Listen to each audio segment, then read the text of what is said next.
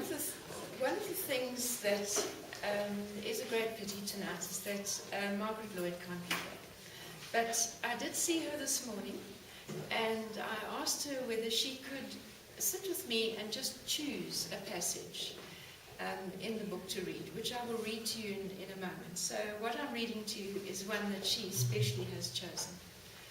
But also referring to the book, towards the back of the book, there's a little section that talks about interesting visitors to the school.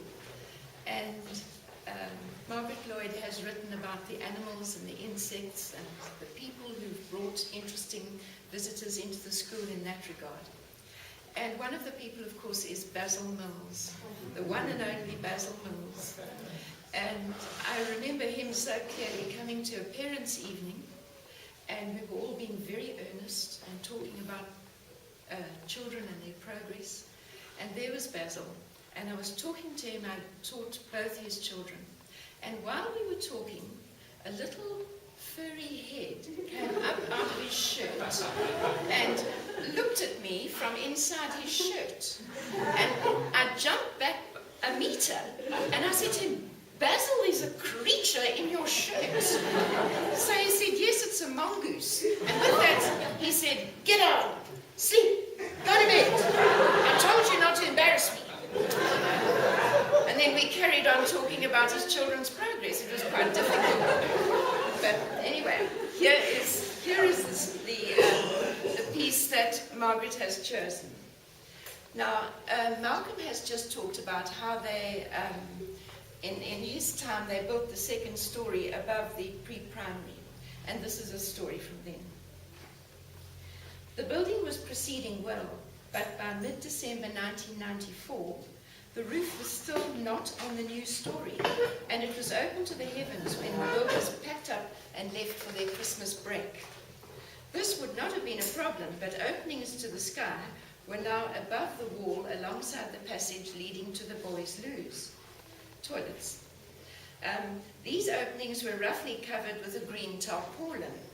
A ramp-like slide led from the ground to the unfinished upper level, so that barrow loads of bricks and cement could be wheeled up and down. After the builders departed, the weather began to change, with heavy clouds building up and turning ominously black as the day passed. On the 24th of December, the rain started, and it rained continuously, becoming heavier and heavier as the day wore on. By mid-afternoon, Miss Lloyd decided to check up on the school. What a sight met her eyes as she opened the front door. There was a waterfall pouring down the passage wall and a river slowly flowing along the passage towards the stationery room and then across the main passage towards the library. Now, the library in those days is the now staff room. That was the library then. Miss Lloyd had to work quickly. She entered the stationery room and picked up all the articles on the lower shelves, placing them higher up and then on the table. Fortunately, there was a pile of blankets in storage. These helped to block off the cracks under the door and block the water from advancing down the main passage. The library books were gathered up and placed high up on the desks in the offices.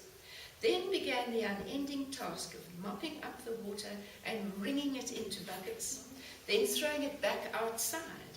But the lightning flashed and the thunder rolled and the rain poured down. Soon the side passage was 30 centimeters deep in water, and the situation worsened as night fell.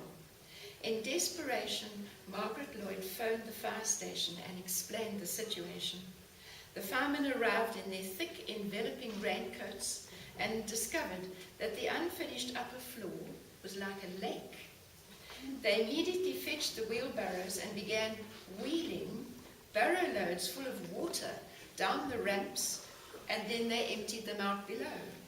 They carried on doing this until well past midnight, when the rain gradually eased off and then stopped.